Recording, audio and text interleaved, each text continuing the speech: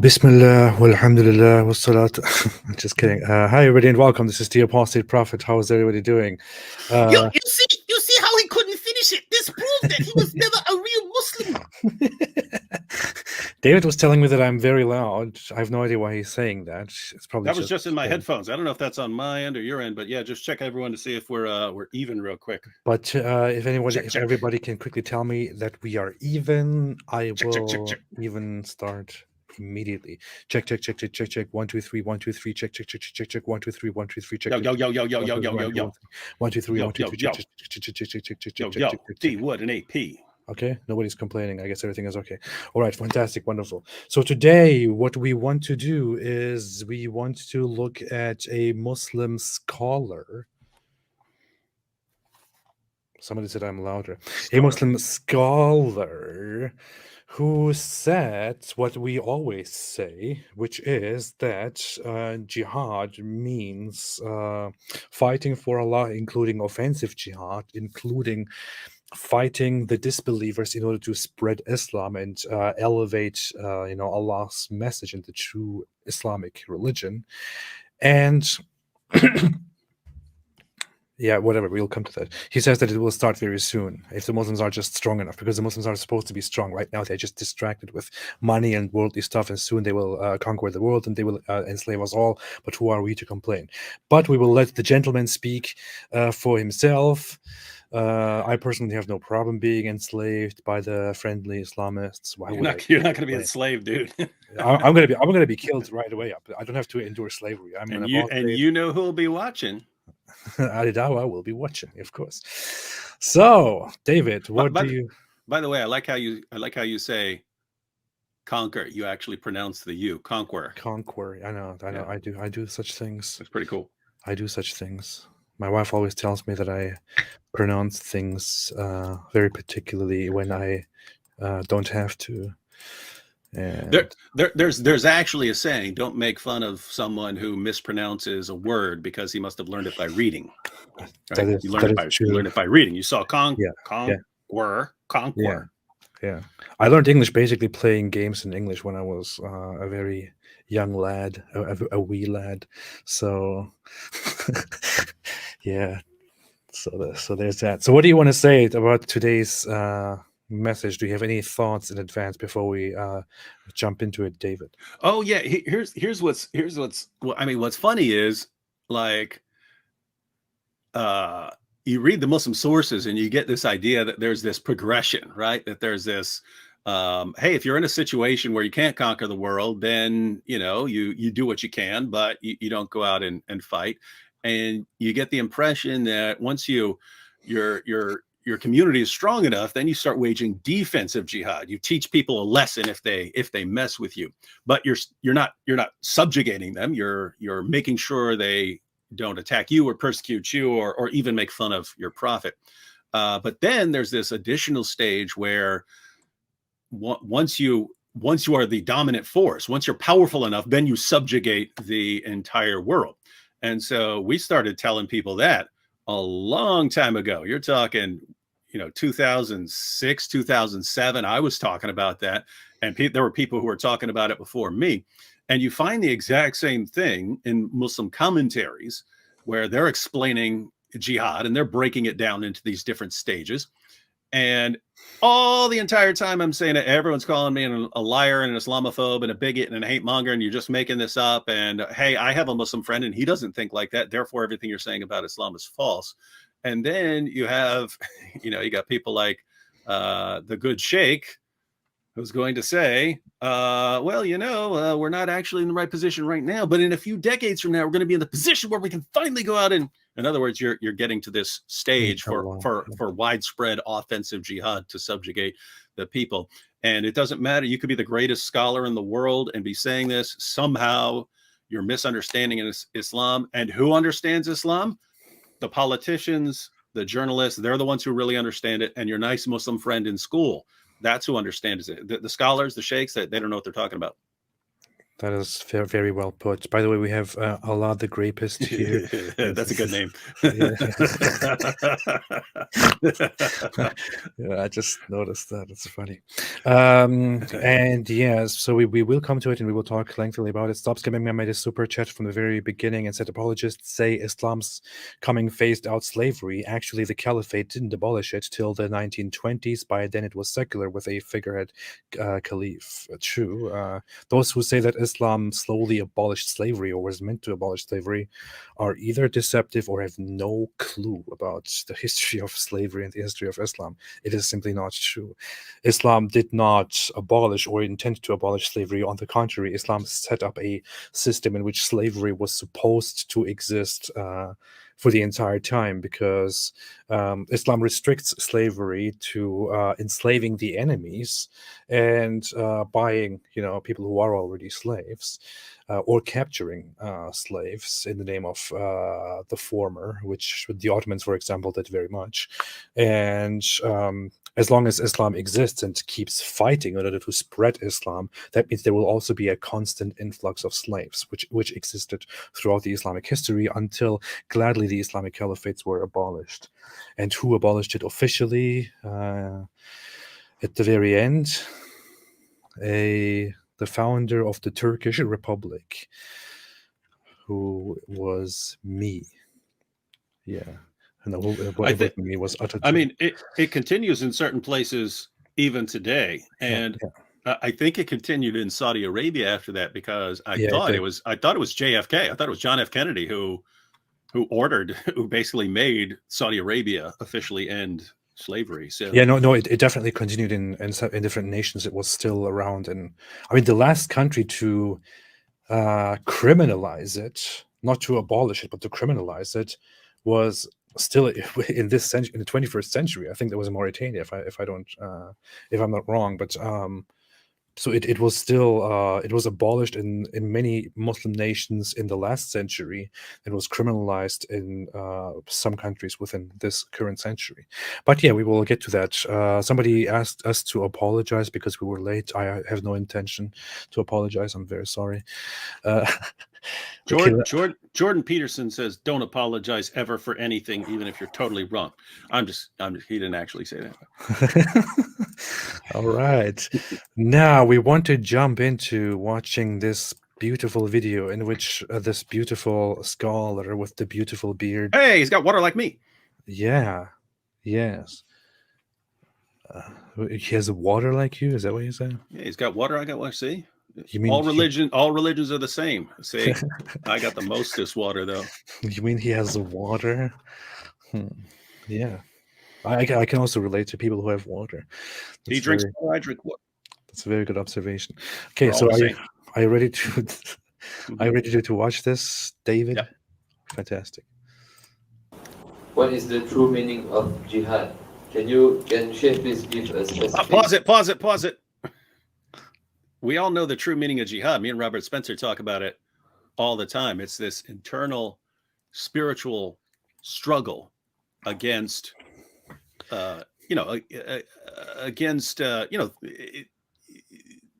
things you have to struggle to get done, and you might not want to do them. And so you don't have the internal desire always to do these things. And so it's a kind of interior struggle.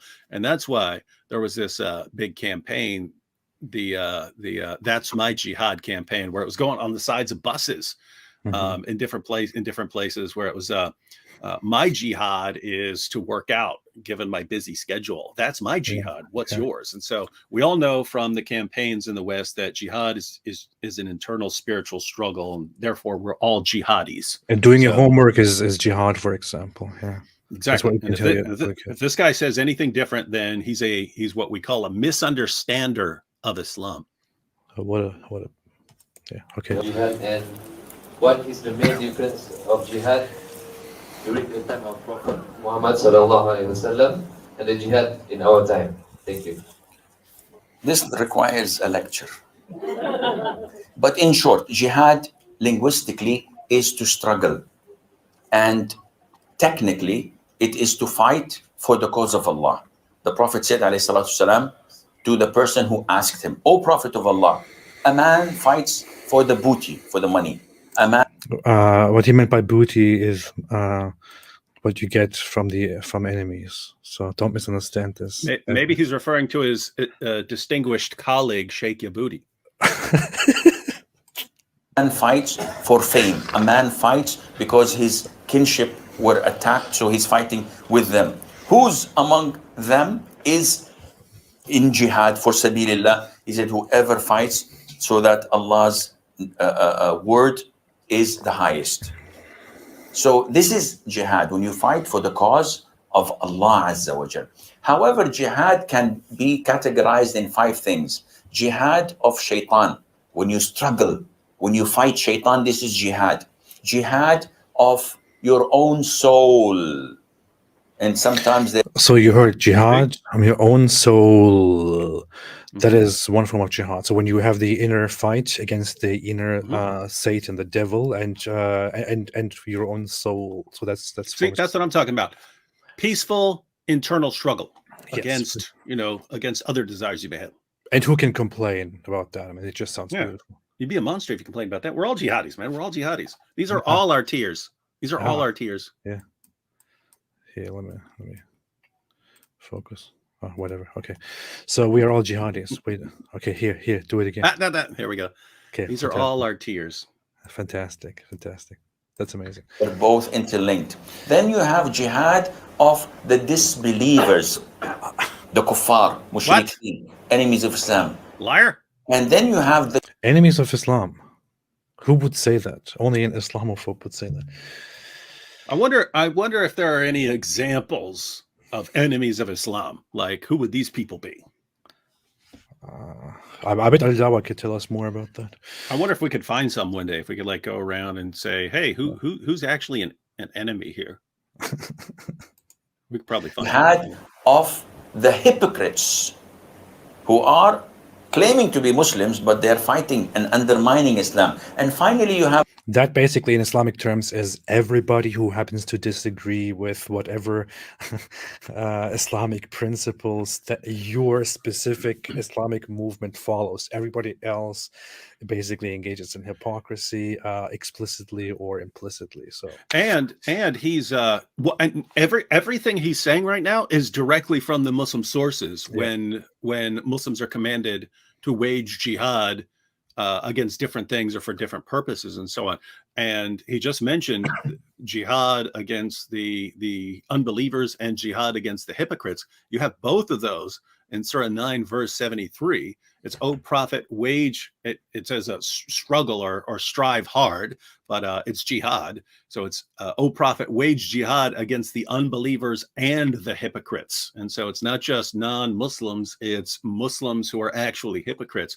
And the reason that's important is one of the main things we heard about ISIS is they're not true Muslims. Why aren't they true Muslims? Because they're killing Shias and they're killing Muslims who disagree with them and so on. Well, gee, where'd they get the idea that you're supposed to wage jihad against hypocrites?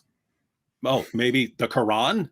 And so you're not a true Muslim because you're following the Quran. You're obeying what Allah says in the Quran. And here you even have a very popular Muslim sheikh. I mean, he's popular.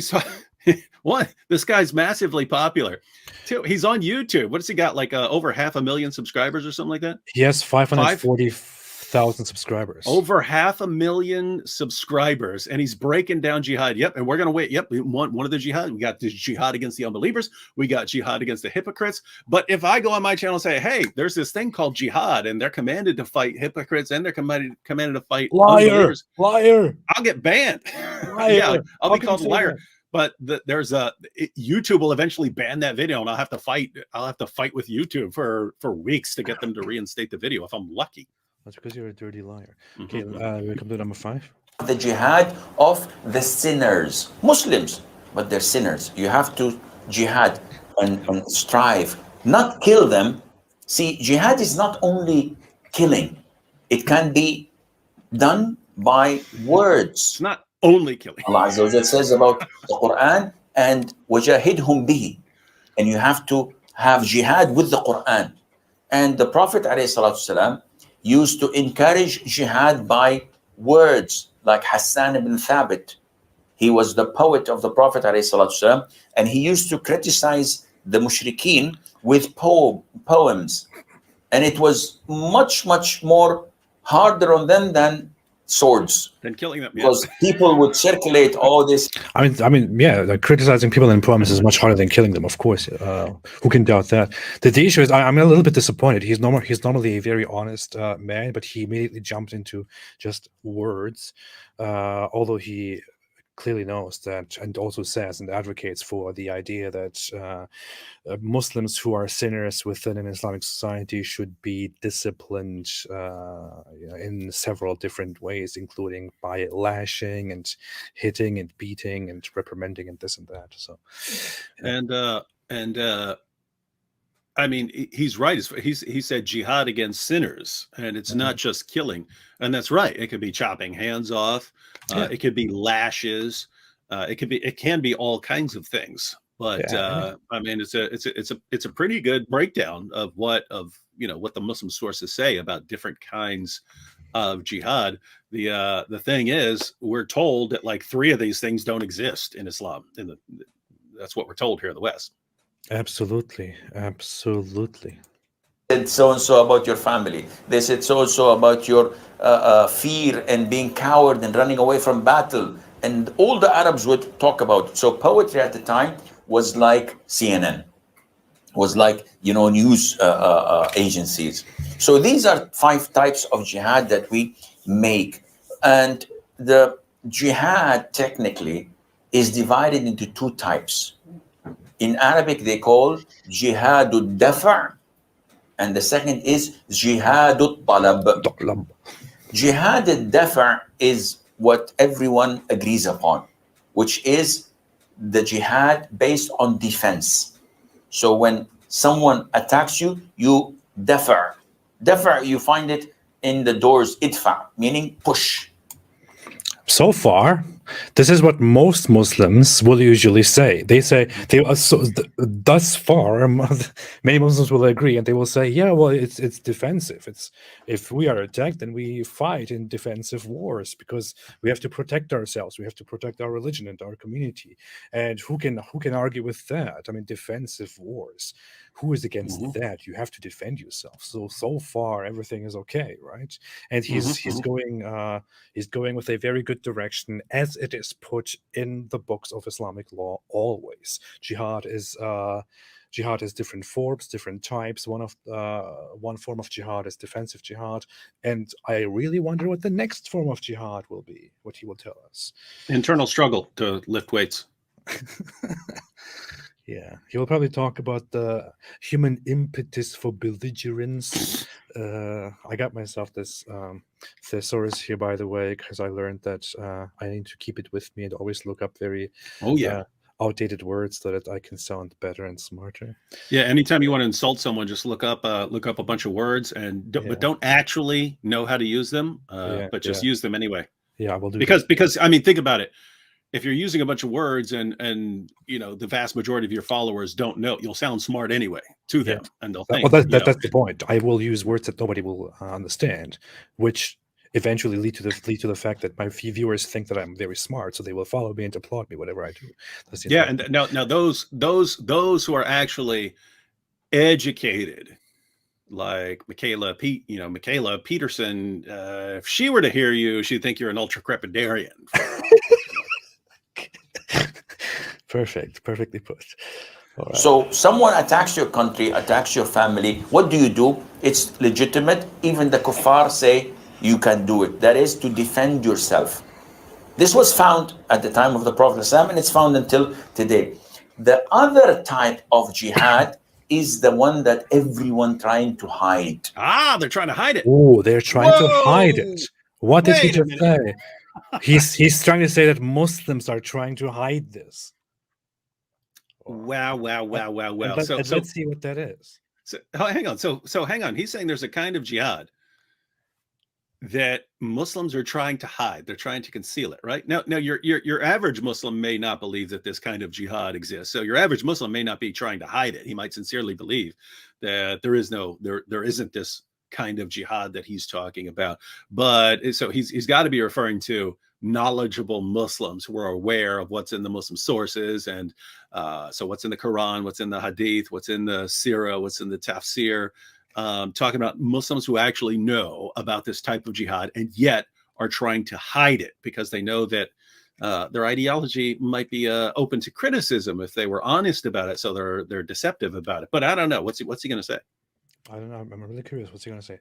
So the type of jihad that everyone wants to hide. Let's retake that quickly. Everyone trying to hide, and it's called jihad al-talab, and this means that the jihad of pursuing, running after.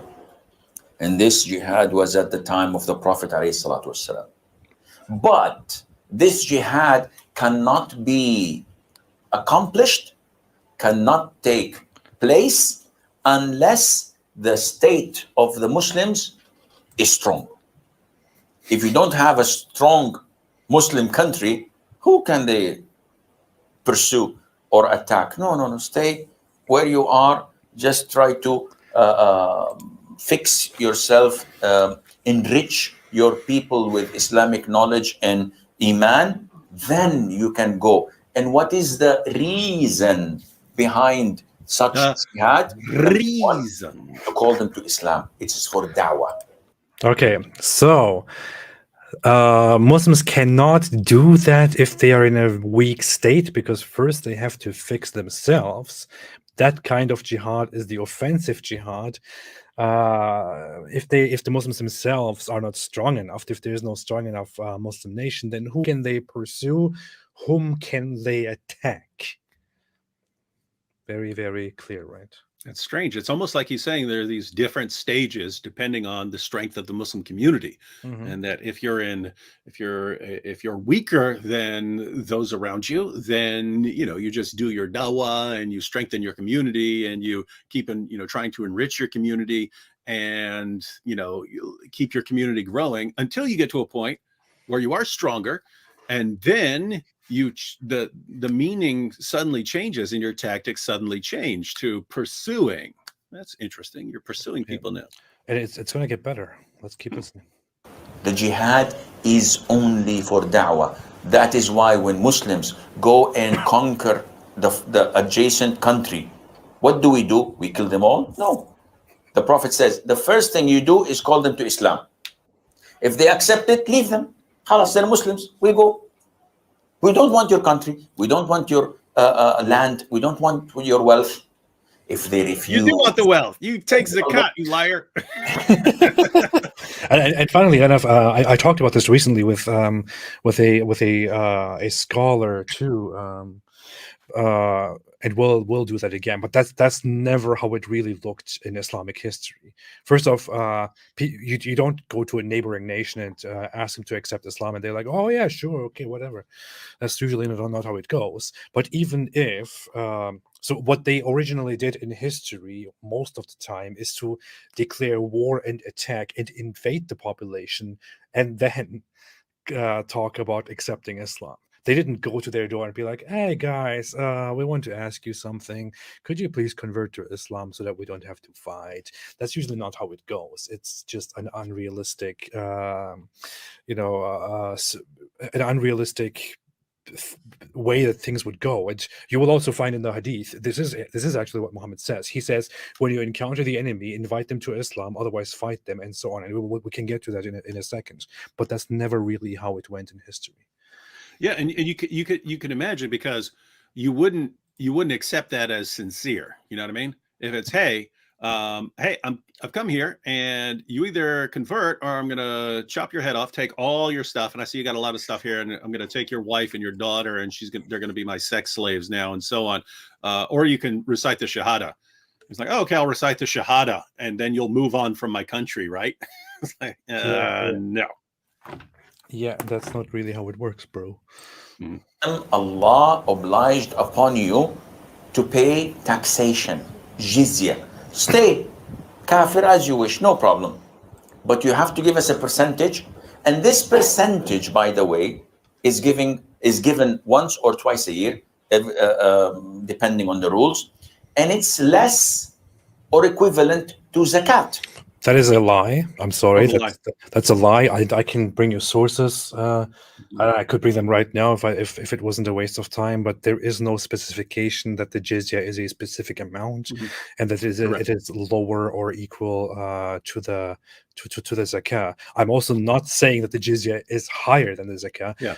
In any way specifying that it is lower, equal, or higher is simply Yeah. a lie. It can be different things. Yeah, the jizya is Yeah. unspecified, and Yeah. it is at the mercy of the Islamic ruler, who can impose it and implement it in different forms and in different in different values. And the reason is because you find in the Muslim sources different values. And so just to show that he's lying, the Jews of Khaybar who were subjugated and then they were made dhimmis, they had to give 50% of their crops. So that's more than you would pay in zakat. So Exactly. This is what the Islamic scholars in history have agreed upon, and you can find this in the most basic. I believe. I don't know. I have some fiqh books here. I can go into that some other time, but you will find there that the jizya, the protection money taken from the disbelievers, which you, by the way, imposed on them while humiliating them, as the Quran says, chapter 9, verse 29, and which is imposed upon them in a humiliating way, so that they feel worthless as disbelievers and want to convert to Islam. That protection money can range from a very low amount to a very high amount, depending on what the ruler decides. So you can't say it's lower than the Muslim tax. and really, I have to say, what it really looks like in the Muslim sources is we like the idea of having people who are producing for us and just paying us. Yeah. So we're going to get as much out of you as we can. If you're generally poor, if it's a poor area, we can't get a lot out of you. Okay, we're gonna charge you a little bit. If you're wealthy, we're gonna raise that up again. But it sounds like we're gonna get everything we can out of you without you just leaving and joining a different military or something like that. Yeah, I forgot his name. What was his name? I just talked to him. I just had a conversation with him a few months ago. The same scholar who wrote the book in God's path, how the Islamic history and how it spread and all that. He explains and specifies also that it was the Islamic idea at the beginnings of spreading Islam that you should make subjects of the disbelievers as much as possible. And the first Muslim populations, the first Muslim people, those people who spread Islam, were actually against the idea of quickly converting everyone. They rather wanted people to stay non-Muslims and give them give them money and give them their goods and whatever they can, because they cared about enriching themselves, because they couldn't see any other way of enriching themselves if everyone just converts to Islam. So there's that. And yeah, and there's a parallel when it comes to slavery, that there were times when they didn't want slaves converting to Islam because Exactly. then it becomes a good deed to free him because he's a Muslim and so on. And so, hey, let's not be sharing Islam with these guys. Yeah, exactly. Somebody said it. I'm talking about Robert Hoyland. I don't know. I have no idea why I couldn't remember his name. Yeah, Robert Hoyland says it in his book, Because God's you're a fake ex-Muslim. That's true. Yes, absolutely. Your own zakat. And by the way, jizya is not taken from women. You didn't know this, did you? So I'm teaching you new things, mashallah. Sheikh Scholar is a very big scholar.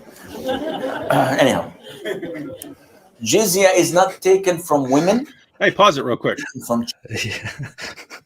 I just want to point out, I mean, he's breaking it down about jihad, and then jihad against unbelievers, jihad against hypocrites, jihad against sinners, and he's saying that people who deny these forms of jihad, where you're actually pursuing people, you're going after people, what I call offensive jihad. People who deny this stuff are liars. And you could tell by the laughter, there's a room full of people, right? That's what people don't get their minds around. One, he's speaking on YouTube. So he's using YouTube to spread this to tons of people. But he's also, I mean, he's right in front of people. And we're told, hey, no one believes this. Well, he's clearly got a lot of a lot of followers who are in full agreement with him. So interesting stuff. That if I say exactly what he says, and I say this is what Islam teaches, I'm a racist, Islamophobic, hate-mongering bigot for saying it. It's just an insane world. This is an extremely common belief within Muslim society. Let's be honest about this. Some people who are culturally a little bit informed will probably say, "Oh, aggressive jihad doesn't exist and all that. It's all just a lie. Don't believe the media." But when you actually get into the conversation, they know that this is true.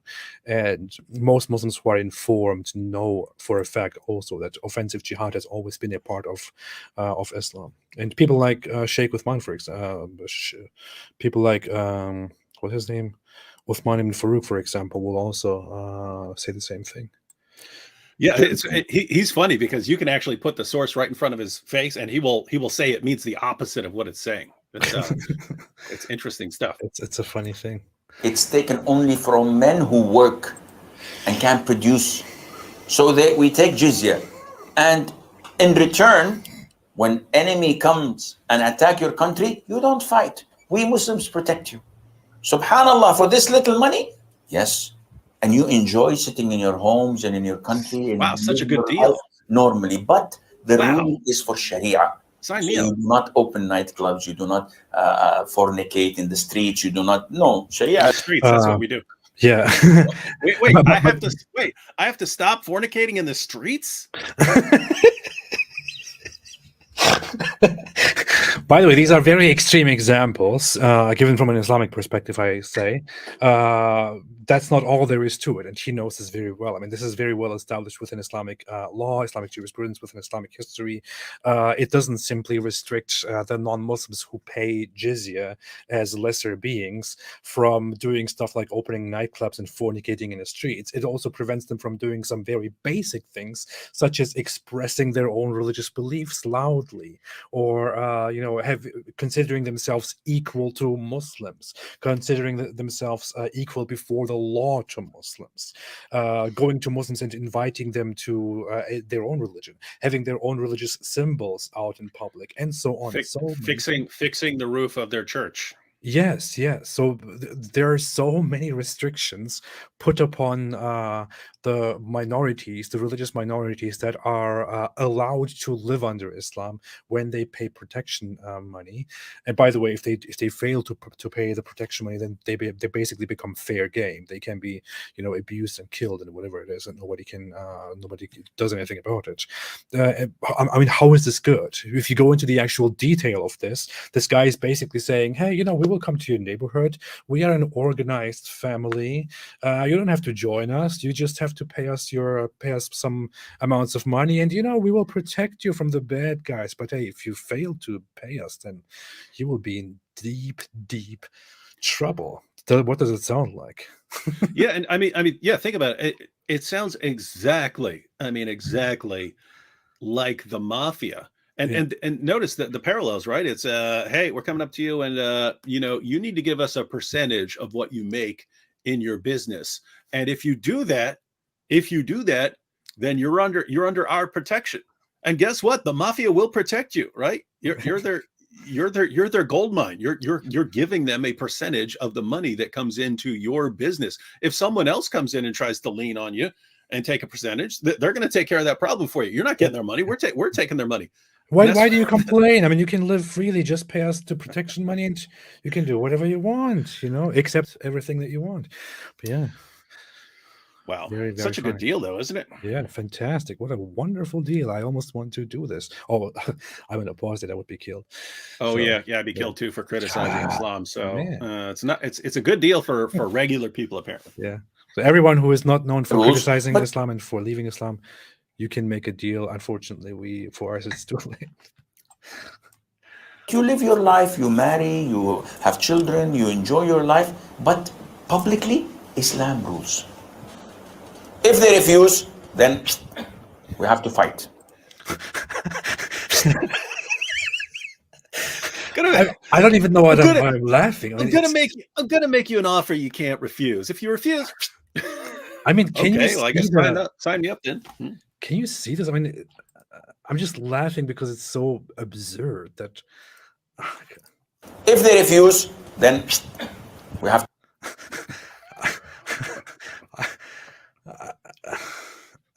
Well, I don't know. What can I say now? What am I supposed to say? to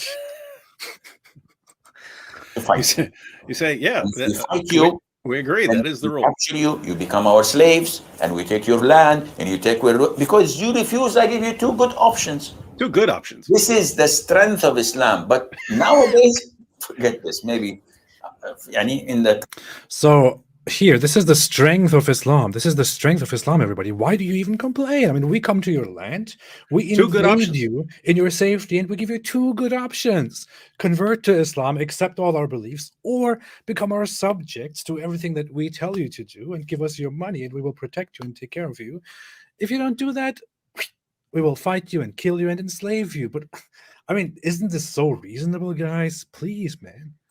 Yeah. So you either we come to your land and we offer you these options, these three options here. One, you can convert and believe everything that was ever said by an illiterate 7th century Arabian caravan robber and just accept him as your pattern of conduct in all ways. Or two, you still obey the commands of that illiterate 7th century Arabian caravan robber, even though you don't believe in him. You still obey him anyway. Or we chop your head off. So Yeah. good deal, right? And it's funny because notice what he said. This is Islam. That's what he's telling us. This is Islam. When we're in a position to do it, those are the options that you'll be given. I mean, don't be stupid. If we say that's what will happen if they get in a position there or they can do that, we're evil and immoral and liars. It's amazing stuff, man. So when you sit down and say, "Hey, this is Islam. Islam, if it gains strength, will invade us and will enslave us, and this and that," that means you're a liar.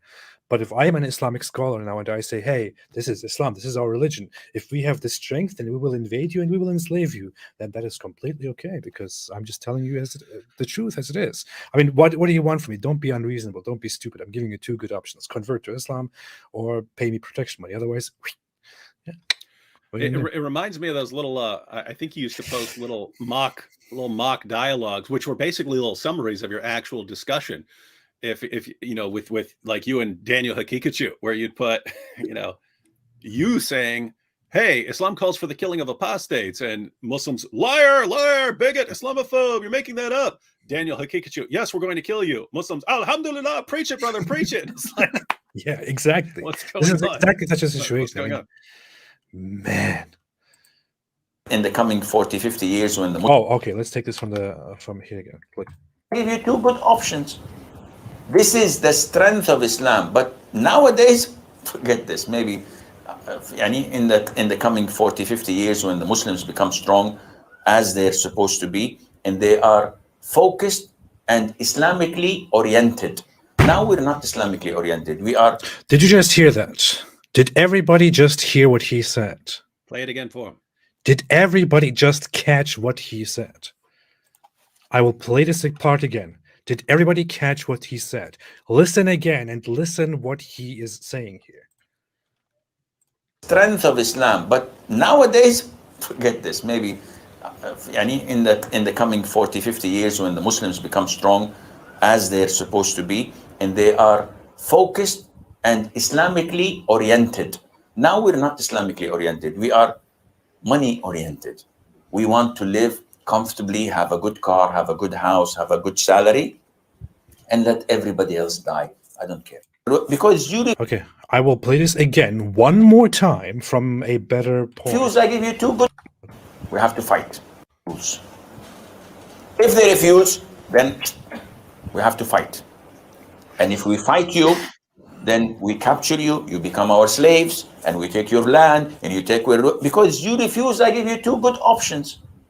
This is the strength of Islam. But nowadays, forget this. Maybe in the coming 40, 50 years, when the Muslims become strong as they're supposed to be, and they are focused and Islamically oriented. Now we're not Islamically oriented. We are money oriented. We want to. So what this scumbag is saying basically is That's rude. What this misunderstander of Islam is What this saying. misunderstanding scumbag is saying here is basically, right now we are not strong enough and we are not good enough as the Muslims. When the time comes, maybe in 50, 60 years, when the Muslims are strong enough and they have gathered themselves and they have become good again, they have become Islamic enough again, then you know what, you guys, we will come to you. We will give you two options: convert to Islam or become our subjects and pay protection money. If you don't do that, we will fight you and kill you or enslave you, which includes, of course, raping your your women. I mean, yeah, it's of course obvious. And I mean, who are you to complain? We give you two very good options. And this is not right now. Don't worry, right now. This will probably happen in 50, 60 years when we have become strong again, as we should, as the Muslims. This is what this guy is basically saying. He's saying within the next 50, 60 years, the Muslims might become strong again, strong enough to invade and to convert. This is forcible conversion or subjugation. Forcibly convert or subjugate or kill and enslave the enemies of Islam, which means all those who reject Islam.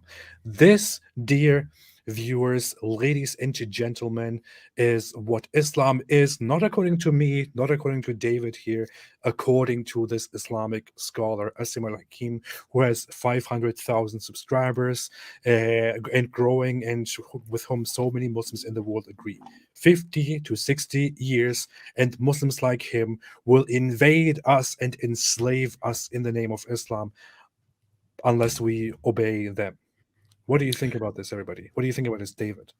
And by the way, notice when you put it together with what's going on right now, right? Because he's saying, hey, you know, we've got several decades to wait. And I think he's still relying on some old statistics where Islam is going to outnumber everyone just by birth rates and so on. But notice, if you were to put this together with what, you know, the Dawa gangs are doing, the goal is, hey, let's keep converting people to our religion so that we can not keep losing ground and keep losing followers. We need to do our dawah well enough, and we need to get on enough people's podcasts and so on. We need to get the word out and get enough converts so that 50, 60 years from now, then we can just wage jihad and conquer and slaughter them all. And that's really the real goal of the Dawa gangs. Is they know that apostasy is increasing rapidly. That's why they're in a panic mode about it. They know that there are still extremely high birth rates in Muslim countries.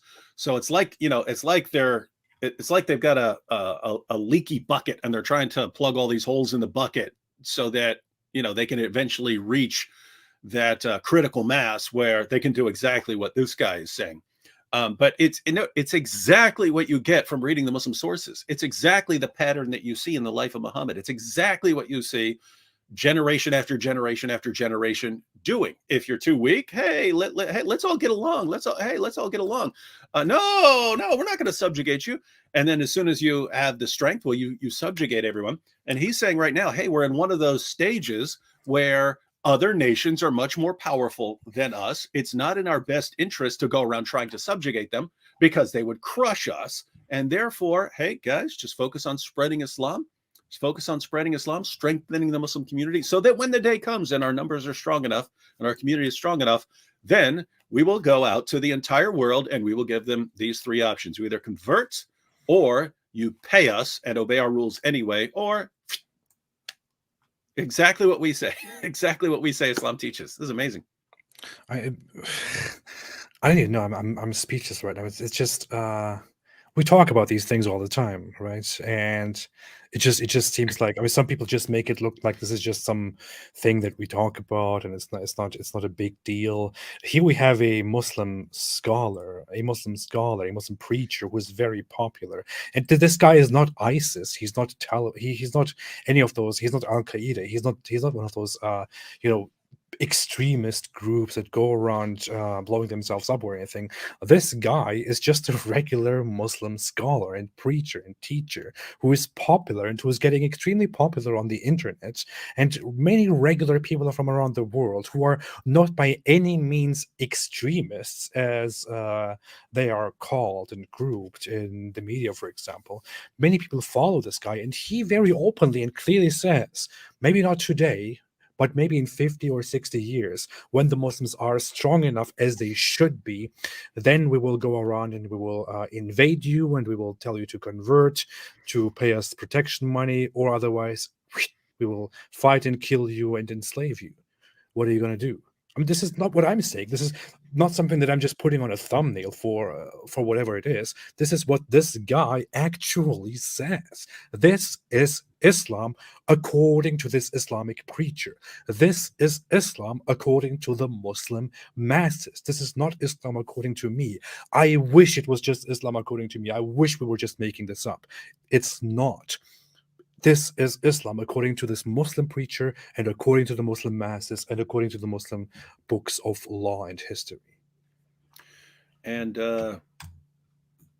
it's notice, I mean, if I were a Muslim, like suddenly right now, if I, God forbid, if I converted to Islam, I would believe exactly what he's saying. The only disagreement I might have is whether he should be saying it on YouTube, right?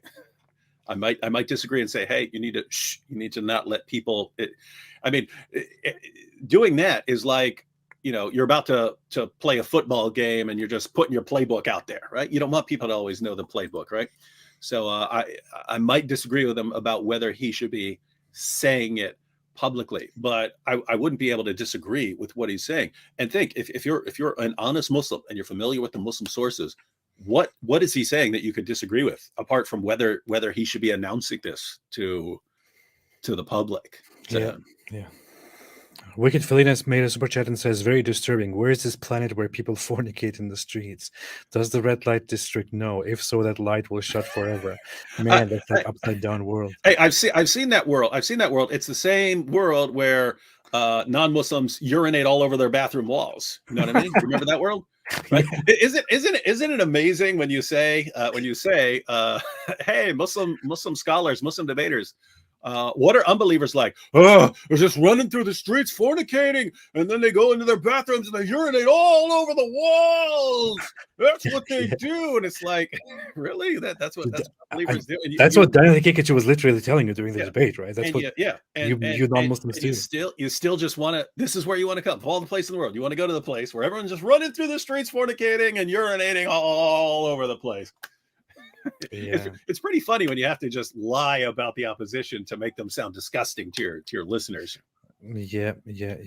That is funny. I mean, I went to Amsterdam, which is very well known for its red light districts and stuff like that. People weren't fornicating in the streets, so I have no idea where this fantasy world takes place. That's what it is. If you don't accept Islam, that's what you do. Man, oh man. So, but yeah, everybody be prepared, because this is not what I'm saying. Don't say I'm being Islamophobic or encouraging Islamophobia. This is what he is saying. So be prepared. It's Sheikh who's being Islamophobic. Sheikh Asim Al-Hakim says, be prepared, because in 50, 60 years, we Muslims will be strong enough to come and knock on your door and tell you to convert to Islam or become our subjects and pay protection money. Otherwise, we will kill you and enslave you. What are you going to do? What are you going to do? Who can complain? Who can argue with that? So prepare, everybody. Prepare for that. Do you want to? I'm very curious if there is another video that he made more recently in which he also talks about jihad. It's only 3 minutes long, and so I was wondering what he says there, if he adds anything to that. Do you think it's worth looking at? You could. And if I were him, I would say, based on some advice of my fellow scholars, I would like to abrogate what I said in this other video. And what I'm saying now is peace and tolerance. That's what Islam's all about. Yeah. And we only fight about very mild, minor things. We would never, ever talk about slavery because we don't like such things. Now let's see what he says here. Know that jihad is divided into two types: defensive and offensive. The offensive jihad is not applicable at the moment. It requires the strength and the power of the Muslim Ummah. Defensive jihad is when someone attacks you. So you defend yourself. Nobody says, just stay there and let them slaughter you like sheep. No, you have to defend yourself. But there is a limit when defensive jihad is illogical, in the sense that there is 100 of us and 1,000 of them. We don't have to fight. What to do? Run. But don't fight in order to get killed, because this would annihilate Islam in that area. Listen to these two verses from the Quran. In chapter 8, verse 65 and verse 66. Allah says in Surah Al-Anfal, O Prophet, motivate the believers to fight. If there are 20 steadfast among you, they will overcome 200s. And if there are 100 of you, they will overcome 1,000. What is the ratio? 1 to 10. So in the beginning, this was the ratio. You are 100 and there are 1,000, you cannot run away. Fight till the death. Allah says in the following ayah, now Allah has lightened your burden, for He knows that there is weakness in you. So if there are 100 steadfast among you, they will overcome 200s. And if there be 1,000, they will overcome 2,000s. So the ratio is 1 to 2. And you cannot run away. You have to fight and remain steadfast. What an irrelevant thing to talk about. I mean, he's just going by the mathematic formula that Allah gave him for. And it is super cool that Allah in his eternal speech, has these different rulings that he's interpreting as different rules, and Allah will say, hey, if you're outnumbered 10-1, you fight to the death. And then people complain, oh, well, yeah, it's also in my eternal speech. Now we're making it 2-1, not 10-1, 2-1. But I included that in there for some reason, knowing that you'd have a problem with it, and then I would fix it. Yeah. So when we come to a region, and all those who fight are maybe 200, 500, 1,000, and the enemy army is 100,000, and they have tanks, they have guns, they have cannons, they have the whole 9 yards. The Air Force is with them, and you have nothing but stones or AK-47 with a number of rounds only, or a handgun. This is definitely not the right time to fight, because you are fighting a lost battle. And that army would loot and kill and rape freely in that like jihadis country or that region of yours, because there is. That's what we do. They can't do that. Yeah, I mean, that's what we are supposed to do. Don't let the enemies do that to you. I mean, it's absurd. Right? It would be horrible if someone did that. Who could even think of all that horrible practice? Wait till we get strong enough, then we'll do it to them. And for him to do so, fighting insurgents, fighting the rebels, trying to allocate them. So I hope this answers your. Okay, so it didn't really add much to the prior speech at all. I also understand now why he gave that speech. He's talking about several insurgent groups within Muslim countries that are fighting a hopeless fight and only harming themselves. Notice though, what he's saying, he's not calling it. He's not explicitly calling it 3 stages. Mm-hmm. But it's exactly the same thing as 3 stages, right? I mean, you put the videos together. He's talked about offensive jihad when you're actually going out and subjugating the world. He's talked about defensive jihad, but he's saying you actually have to be strong enough to fight. You have to be able to actually be in a position where you are capable of defending yourself through violence. And what he was saying there is, if you're not strong enough to do that, right? If someone could just totally overwhelm you, you don't even fight. You don't even fight in self-defense. You don't even do that. And so what is that? Well, that means there are 3 stages. There's a stage where you can't hope to win in a physical confrontation with the unbelievers, in which case don't fight. 2, there's a stage where you are strong enough. You're not strong enough to subjugate them, but you're strong enough to fight defensively. So don't let them mess with you. Stand your ground, fight to the death. And then 3, there's another stage where you're going out and subjugating the world. Look at the life of Muhammad when he was the persecuted prophet in Mecca who couldn't hope to win a physical confrontation with the unbelievers. They weren't allowed to fight even in self-defense. Right? They were, hey, let's all get along. To you be your religion, to me be my religion. No fighting, not even in self-defense. Then later he goes to Medina.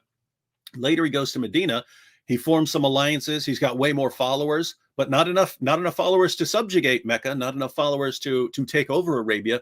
And then what is it? You get the commands to fight defensively. If someone's attacking you, persecuting you, things like that, or even criticizing you or making fun of you, then you can fight back to teach them a lesson. But then later, when he's the most powerful force in Arabia, then fight those who do not believe in Allah, and you fight until religion is all for Allah. And so you get these three stages in the Muslim sources. You get the three stages right there from the Sheikh. You get the three stages from other honest commentators. At the moment I say, hey, there are these different stages depending on the status of Muslims in a society, racist, bigot, Islamophobe, liar, you're lying about this stuff.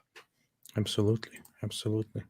I want to have a very, very quick look at this very heavily disliked video of him because it's about slavery. Let's see.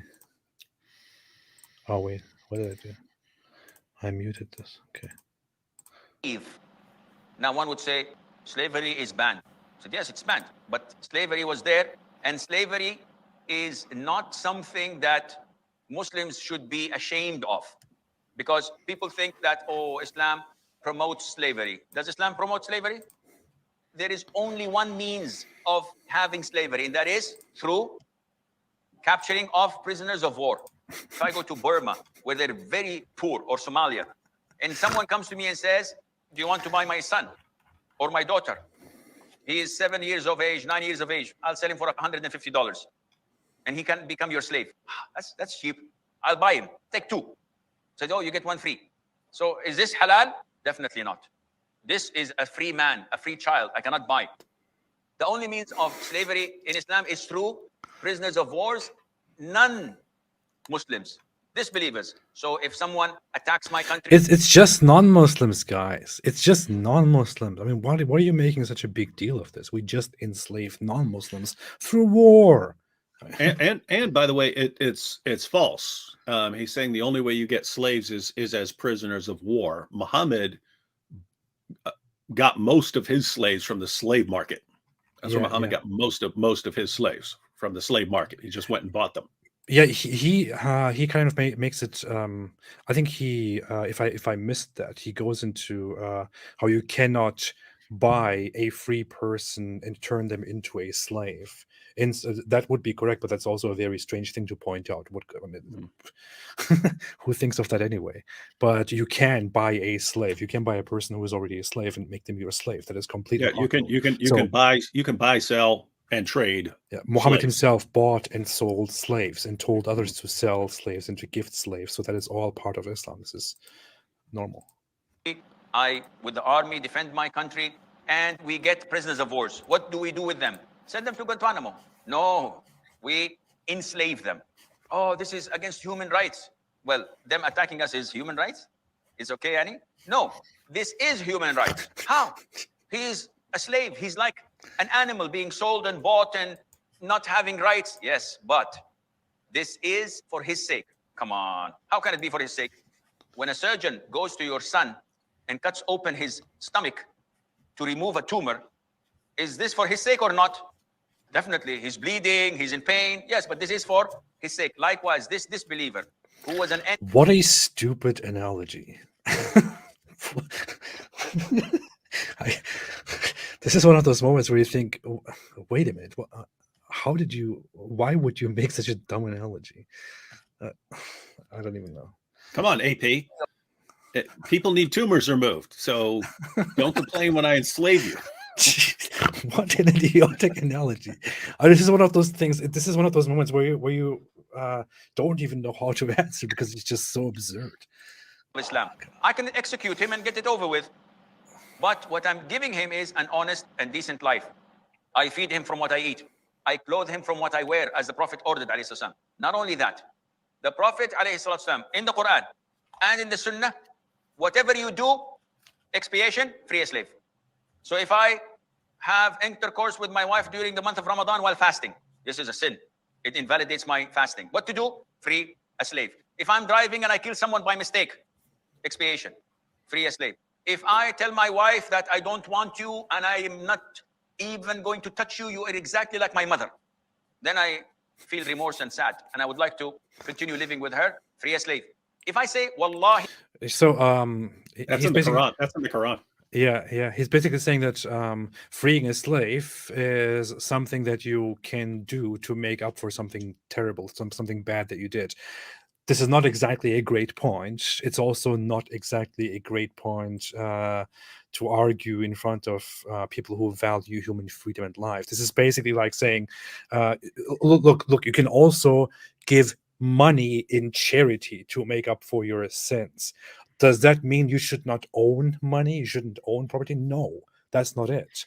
That means that it is valuable. It is your property, but you should give it up and give it in charity so that you can make up for your sins. Likewise, you are also not discouraged from owning slaves. No, slaves are your property, your valuable property. And in return for certain sins, you can free a slave or, do whatever with the slave, free a slave to make up for your sins because you're sacrificing your valued property. This is not an advocacy of liberation and freedom and all that. It just means, hey, make a sacrifice from your property, this little animal slave that you own.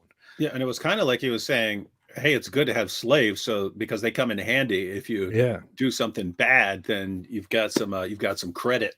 Some credit on hand to fix that. So I mean, think about it. You want a good 100 slaves if you mess up regularly. You're going to want to keep 100 slaves on. Oh, I did that.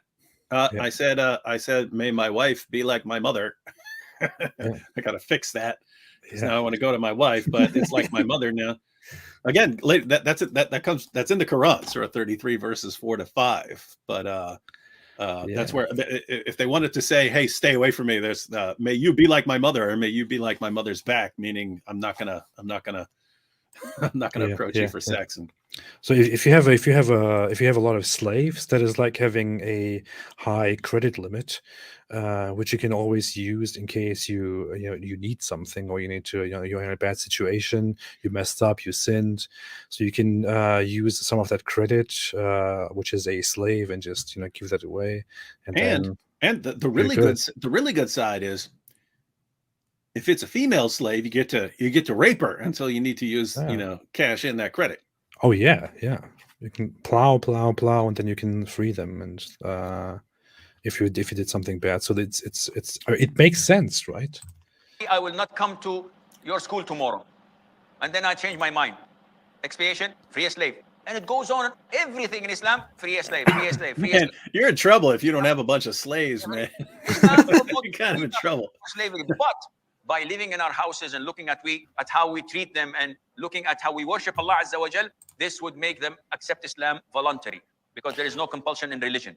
Alhamdulillah. Especially when you're raping them. Of course. That is why the Prophet ﷺ said in the authentic hadith, I am astonished, I am amazed of people being dragged to paradise in chains. Who would be dragged in paradise in chains? Everybody goes to paradise willingly. The Prophet is giving us a metaphor.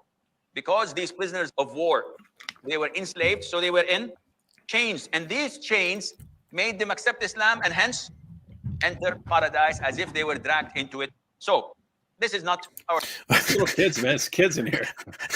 Yeah, I mean, the little kid gets educated about how wonderful Islam is with slavery. I think that kid is sitting there hearing this. Wow, it's such a great deal. If I have all these slaves, and if I get in trouble, I can free one, and it's good. It's good for them too, because you make them slaves, you make them your slaves, and you enslave all these Jews and Christians and atheists. You enslave them all, and then it's actually good because they have a better chance of going to paradise if you enslave them, because they'll want to convert to Islam, so that they'll have a better chance of you freeing them. So you're actually doing them a favor by enslaving the entire world.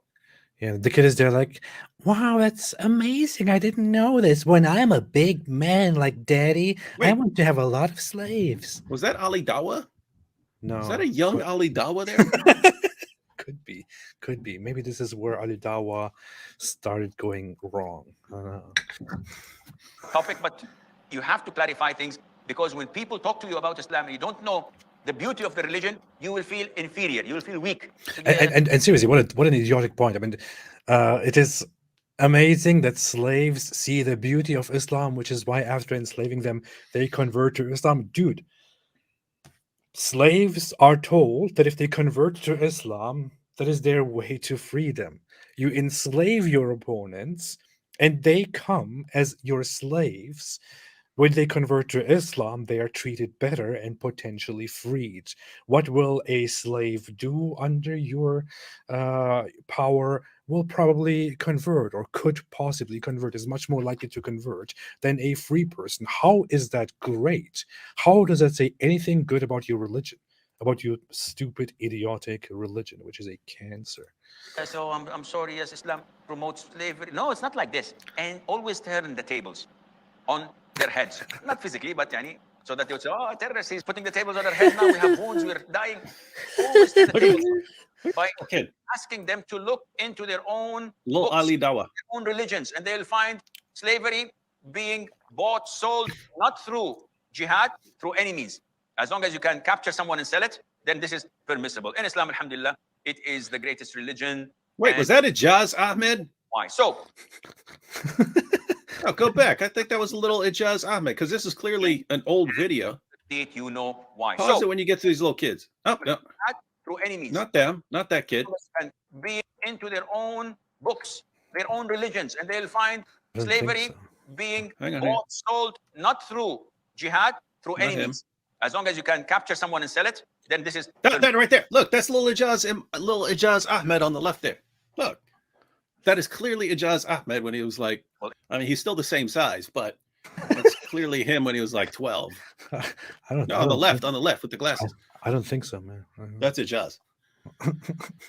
Yeah, so we're done with this wonderful, beautiful religion. What we have learned today is, of course, when David and I were saying that Islam is a religion which seeks to dominate and subjugate and enslave the world, and that it is, of course, the ambition of knowledgeable Muslim scholars and apologists to establish this Islamic rule once more, we were just spreading ignorance and lying. What is actually true, according to the Islamic scholars here, is that Muslims are currently not strong enough. Muslims will get stronger again, possibly in 50 to 60 years, and then they will be after dominating and subjugating and enslaving the entire world. And this is what they are after, and this is what Islam is. So we were clearly wrong, and they were clearly right, although we are all saying the same thing. This is very good to know. Mhm. What are you going to say? What are you going to say? Nothing. What are you going to say? Okay. And What can you say? We were right. what we can were you right say? all. We were right all along. What can you say? And now we want to go into some beautiful little pieces of pieces. Here is Muhammad saying, I have been commanded to fight against the people till they testify that there is no God but Allah, that Muhammad is the messenger of Allah, and they establish prayer and pay zakat. And if they do it, their blood If and they do it. property are guaranteed protection on my behalf, except when justified by law, and their affairs rest with Allah. So Muhammad himself says, I have been sent to fight the people until they basically convert to Islam and become our little things, become one of And us. if they don't, Yeah. Here's Muhammad in Sahih Bukhari expressing his very nice desire for jihad. He's saying, by him in whose hands my life is, were it not for some men amongst the believers who dislike to be left behind me, and whom I cannot provide with means of conveyance, I would certainly never remain behind any Syria setting out in whatever. Where is this man? Okay, I would love to be martyred in a lost cause and then get resurrected and then get martyred and then get resurrected again and then get martyred and then get resurrected again and then get martyred. So Muhammad, I just want to kill and die and kill and die Yeah. and kill and die and kill and die and kill forever. Muhammad, the great moral example for all humankind. All he wants to do is just kill and die and kill and die and kill and die and kill and die and kill and die. It's amazing, man. It's amazing. What a religion. And yeah, here is a long hadith, one of many, in which Muhammad explains, I'm not going to read the whole thing, but in which Muhammad basically explains that if you encounter the disbelievers for a jihad, you're supposed to give them the options, convert to Islam or pay us the jizya, or be killed or become slaves, and so on. And yeah, I mean, what are you going to say? What are you going to do? This is how it is. It makes sense. Facts. It makes complete sense. David, today we have presented to the world something that everyone needs to see, but that nobody will see again because nobody cares about the truth. What do you say? Yep. But just so you know, Islam is not defined by what's in the Quran, what's in the Hadith, what's in the Sirah, what's in the Tafsir, what their scholars say. Islam is defined by your nice Muslim friend. If you have a nice Muslim friend, go to school with a nice Muslim friend, you know a Muslim that you work with, whatever that Muslim feels, that's true Islam, not what's in the Quran, the Hadith, the Sirah, the Tafsir, not what scholars are saying. It's what your Muslim friend feels. That's true Islam. Yeah. What the Muslim scholars and apologists are saying, everybody, you have seen it right here. You can make clips of it. Please make clips of it. Please clip that part. Please share it. Make it concise so that people can see it. I'd make a 1-minute video of him going. They are saying he's openly saying, I don't care about human rights. I mean, is that human rights? Them fighting us? We want to fight. We want to spread the word of Allah. We want to impose Islam on you, and we give you two very nice options. I mean, why don't you accept those two nice options? Become a Muslim or become our subject and pay protection money. Otherwise, and we will kill you and enslave you. I mean, who can complain about this? This is what he thinks, and he says this shall happen within the next 50, 60 years when Muslim becomes stronger again, because right now they are weak. Please, I mean, I just want to say this all day long because this is just so obvious. It's more obvious than anything that I could put out or that David could put out here. It's just right there from that guy's mouth. Clip it, sell it, clip it, spread it, show it to everybody, show it to your neighbors, to people on Twitter, on Facebook, on Instagram, to your, I don't know, children, to your grandparents, to your grandchildren, your cousins, your friends, whatever it is. Show it to your representatives and politicians and to whoever it is. This guy here is a popular Muslim scholar and apologist, and is clearly saying these things. We are not making them up. And clearly saying it on YouTube. On YouTube, right here on YouTube. I get banned 2 or 3 times per month on YouTube just for saying something about what Islam teaches. And it's always something I can show right from the sources, or it's something where I'm making a mockery of or something like that. But 2 or 3 times per month, I get banned for saying something about Islam. And this guy is talking about subjugating the entire world and forcing the entire world to make a decision. You either convert or you accept dhimmi status. And keep in mind, not everyone is even allowed to have dhimmi status. You're talking about Jews and Christians there. So atheists do not have that option. And so you take one of those options, or that's it. Yeah, that's it. Okay, we're going to go to super chat. But keep in mind, because it's amazing. That's fine, right? Like, notice, as you pointed out, Ali Dawah was saying, fine, we're doing our dawah. What we're going to do is we're going to go out, we're going to do our dawah, and finally we're going to get the Islamic State, and then we're going to kill you. We're going to kill you because of what you believe, and we're proud of that. And he's fine. This guy, guys, we're not strong enough now, so just lay low, keep strengthening the Muslim community until we're strong enough. Then we're going to slaughter everyone who doesn't accept either to convert to Islam or dhimmi status. We're going to kill you. We're going to kill you and take all your stuff unless you accept our options. They're openly preaching what they're planning to do and what their intentions are. But you've pointed it out before. If you were saying that about them, you'd be banned. If I were saying that about them, we would be instantly banned because these platforms just set the bar so incredibly low for them. They could just be talking about how they want to slaughter. I mean, you're talking about slaughtering millions and millions and millions of people, and the platforms are fine with that. It's amazing. But hey, they gave you 2 very reasonable options: convert to Islam or become a subject and pay protection money. I mean, don't be stupid. And speaking of videos that are on YouTube, which say such obvious things, Let's quickly do a recap here of this very beautiful video that is still on YouTube, and YouTube apparently thinks there is nothing wrong with it at all. Just this little part here. Too quiet. What? It's too quiet. What do you mean quiet? I couldn't hear. You are quiet. You hear? Oh, wait. You're right. You're really embarrassing us, AP.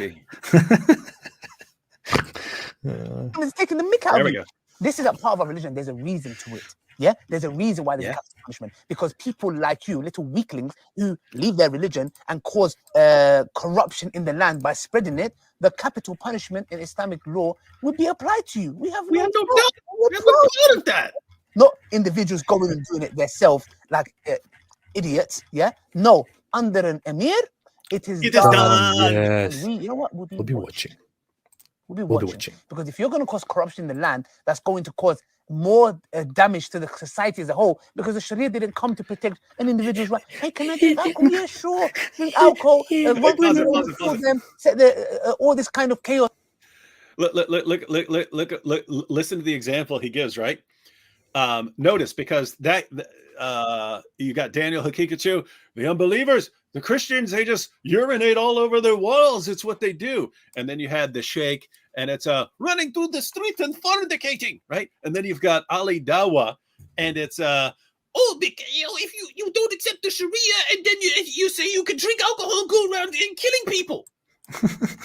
Yeah, you're not in trouble for that, Ali Dawa. You just go around driving and killing people. That's how it is. So driving through the streets, and there's so many people fornicating out in the streets that you're drunk and you're killing people and stuff like this. But then you're drunk and you got to go to the bathroom, so you go home and urinate all over the walls. And that's basically what Western society is all about. And Muslims of the world, where do you want to go? We all want to go to Western societies. Driving through the streets and fornicating. Yeah. Sounds like a good country song, man. Yeah.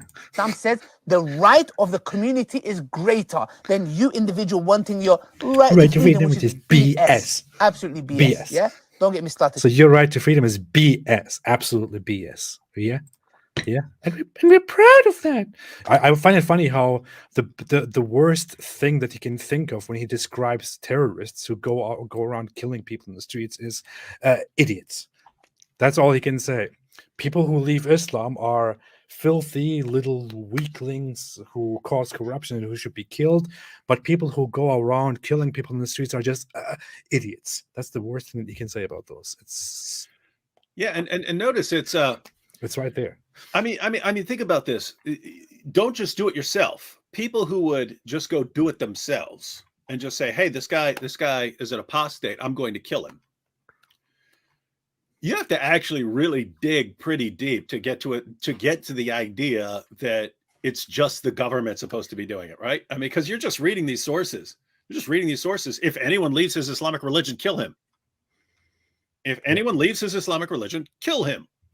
That's what you read, right? And you're supposed to, so here it is. It's like, if you just start reading the Muslim sources, oh, wait, someone converts, I'm supposed to go kill him. And then it's no, you really have to dig a lot deeper, and you have to study, all these, jurisprudence, Islamic jurisprudence, and all these, and then you'll get the idea that you're just supposed to let the government do it. Yeah. Like, hey, you guys might want to be a little more clear, because, I mean, he's saying you're just an idiot if you just, I'm doing exactly what Muhammad said. Muhammad didn't say if anyone leaves his Islamic religion, then let the Islamic government kill him. You're saying, hey, kill him, right? And the ruling is not. I mean, if you look at the actual classical books of Islamic law, the ruling for taking matters into your own hands and going around killing people who deserve to be killed, such as people who leave Islam or engage in extremely horrendous language or whatever it is these people describe. People who take matters into their own hands are not committing a huge crime, which is why he can't think of anything worse than idiots. They're just engaging in, a little misdemeanor. They're just doing something they're not supposed to do, and the worst thing they can receive is a punishment that cannot be worse than the lowest form of punishment given for a crime. That's what the books of Islamic law say. So the ruler can just say, hey, you shouldn't have done that. Be That better. is, yeah. The what you would actually get if you're like, because keep in mind we have examples of this, right? I mean, if a woman in Sunan Abu Dawud, that man who kills his slave girl, who was also the mother of his children, and she started criticizing Muhammad and making fun of Muhammad, and her slave master stabs her to death, and then they find her body and they say, who did this? Hey, who did this? And he's brought forward. There's no punishment for that guy, right? Notice he took matters into his own hands. Hey, she upset me because she's criticizing Muhammad, so I didn't take her to court and have the court sentence her. I just killed her, and there's no retaliation against the man for what he did. And so, yes, what you would get is exactly Ali Dawa's reaction. Some guys, hey guys, what did you do? Why'd you kill that person? Oh, he committed apostasy. Idiots. You idiots. You're supposed to wait for the government to do it. But okay. Yeah, stupid idiot. Carry on, idiots. God, be better. Be better. Be better, guys. Be better. Yeah, what are you gonna say? What are you going to do? All right. Shiv said there will be 1 billion new pagan converts in the next 100 years. Absolutely. Absolutely. What is the dizzle? Said Shiv. What is the dizzle? Dizzle? What is the dizzle? I'm a human being. That's what I am. Yeah. Yeah. Zagros Askan said, I just did a big number too. I better convert to Islam. Otherwise, how... I'm just reading it, man. Well, what's funny is if Daniel Hakikachu were watching this, he would go, that's a great point. He's probably ready to convert because he realized how sick he is, and that until you convert to Islam, you don't know how to clean yourself. How will I know how to clean my... I know that this is a big problem. Good this is why point. you should convert to Islam. I need to make a video about this guy converting because he was so filthy and disgusting. Great job, Islam. Sheikh Booty actually made a video in which he listed this as a reason to convert to Islam. You should watch that. That's why he's everyone's favorite sheikh. I know. Early Muslim rulers did not remove the jizya tax even after people have converted to Islam, to which is why Omar, son of Abdul Aziz, the fifth caliph, opposed this. This proves it was higher than zakat. Yes, that's also what's referenced in the book by Robert Hoyland, for example. There was a lot of discussion in the early Muslim conquests about whether there was even the discussion on whether people who convert to Islam are just converting to Islam to to have a better status and to evade certain obligations, which is why it was argued that people should not be freed from obligations like the jizya, even if they convert to Islam. They should be given time or things like that. So there is a lot to be said about that. But yeah. Yeah, Rinsler has made a super chat and said the Burj Khalifa is a great example of Islam ambition. No functioning sewage system and underpaid servants to ship out the excess waste. Really, I'm not. Is that really? I didn't know that. If so, that's gross because it's a giant building. Well, I believe that the Emirates generally don't have they have a different system. They don't have a sewage. If they have to carry everything out, that's gross. Yeah, I don't know that. I don't know that because that this comment's the first I've seen of it. But if that's correct, that is pretty terrible. Correct me if I'm wrong. Let me know what the truth behind that is. But I'm pretty sure I remember reading a while back that there is no functioning sewage system in the Emirates, and that they do it in different ways. I'm not sure. I might be completely wrong, or I don't know. Mike No-Go Zones said, how does this cleric feel about Saudi Arabia loosening up on regarding dress codes, music, etc.? Well, you have to ask him. Of course, Saudi Arabia is not doing the right thing by loosening up on certain laws, but they're also just trying to protect their own behinds, because there were protests during the Arab Spring where they already started to loosen a few things to prevent the country from going nuts. I don't think that they care very much about human rights and freedom and all that, but yeah, that's all I know about the situation. Yeah, but that, you notice that is an ongoing situation where, you know, we're thinking that this sheikh is actually dreaming, because I mean, if you went, you know, if you go back just like 12 or 13 years, there are very few apostates, very few public apostates, and now you've got these guys running through the streets going 24%, 24%, we're losing 24%. What do you think it's going to be like another 12 years from now, 13 years from now, that you're talking about, you know, 50 or 60 years from now? That's when we take over the world, right? So something, Yeah. what in the world do you think is going to happen that this is suddenly going to change and you become strong enough to take over the world? So you have that issue. But the other issue is he's talking about strengthening the community, whereas, I mean, your nations are becoming more watered down just so they're not embarrassed by the rest of the world. So that process is going to continue. So it doesn't seem like there's going to be. So there will be people who don't leave Islam, but the Islam that's left over is not going to be the sort of Islam that's going to subjugate the world. It's going to be a sort of Islam that wants to get along with everyone, because that's the only way it can continue to exist. Yep. Some people have confirmed here, by the way. Madrasa Boy said they have trucks to carry sewage out. Oh my goodness. Others have said the same thing. I don't know. Yeah, whatever. People are saying, yeah, poop trucks are real in Dubai. Air Church said, yes, they pump the sewage into trucks and transport it out every day. So yeah, that's very, very nice to know. So they're coming up with this masterpiece of architecture. So, hey guys, should we put a functioning sewer system in there? Nah, just get some trucks, dude, and carry it out in buckets. Dump them in the truck, and the truck will go out. The truck will go out.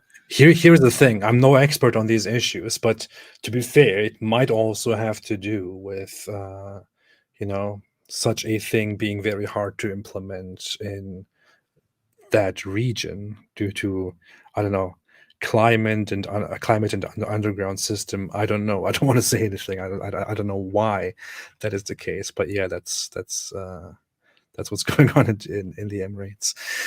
Yeah. Stefan de Pelted said, no Mazian bothered to respond against his speech. What does that mean? No Malaysian? I don't know. But yes, absolutely. I agree. I agree that no Mazian did respond to it. Otherwise, we'd have known it. We'd have said, hey, look at that Mazian who just responded to it. But thank you, Stefan. Stop Scamming Man said, apologists. Oh, we already read that.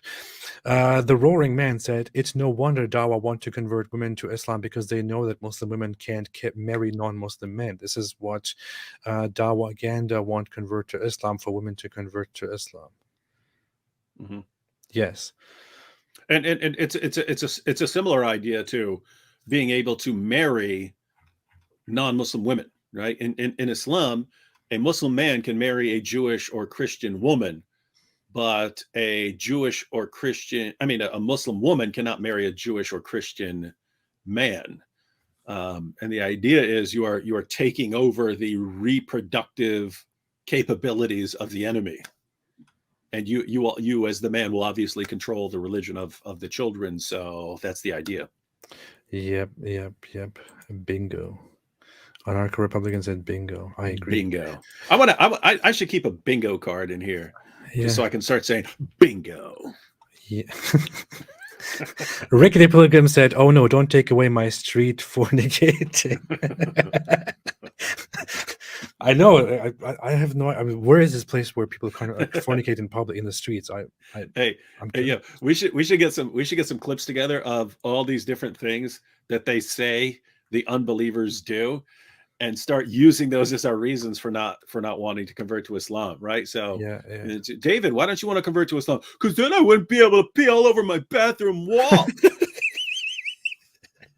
I mean, I love that. I love peeing all over my bathroom walls. I love the ceiling and just dripping all over the place. That's an unbeliever's paradise. So I don't want to convert to Islam because you guys will make me be clean. The Kafirs. And then added to that, I can't even run down the street fornicating afterwards or smashing into people drunk with my car. Huh? You think I want to convert to that religion that's going to stop me from doing all this fun stuff? The Unbeliever's Paradise with P trucks.